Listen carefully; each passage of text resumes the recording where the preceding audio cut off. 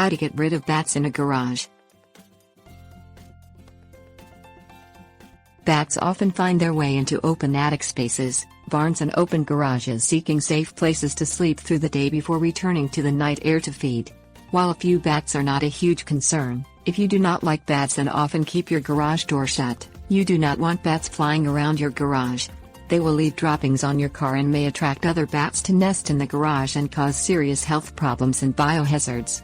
You will need to seek out bat-friendly methods of removing the animals from your garage. Things you will need: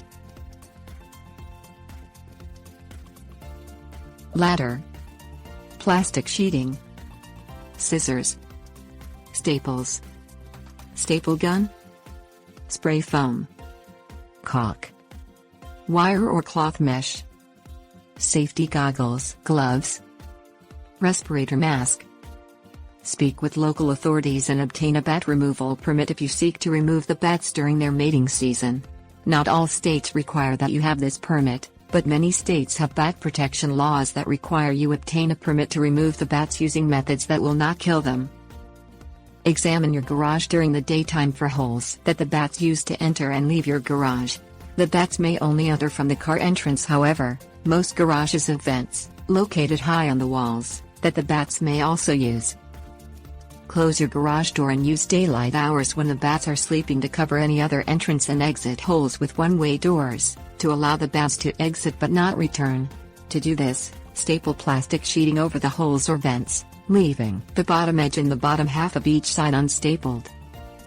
Wait until dusk and watch the covered entrances for the bats to emerge.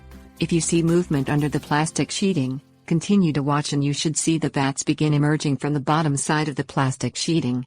If no bats emerge, you may need to wait until the following day and remove some of the staples along the side of the one-way door you created. Watch the entrance until after dark, then cautiously walk inside the garage to see if you notice any bats flying around inside. Leave any remaining bats alone and check again the next morning to see if any bats remain in the garage. Bats that made it out the night before will not come back into the garage, thanks to the plastic sheeting covering their entrance. Wait the process out a few days while all the bats make it out of your garage.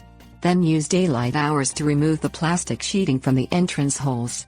Fill any unnecessary holes with spray foam or caulk and cover any vent holes with a sheet of wire or cloth mesh to allow humid air to escape the garage. Check your garage again for any bats that have not moved at all during your evacuation process. To remove these dead bats, you will need to wear a respirator, eye protection and gloves. Climb up a ladder and simply grab these bats with your hand.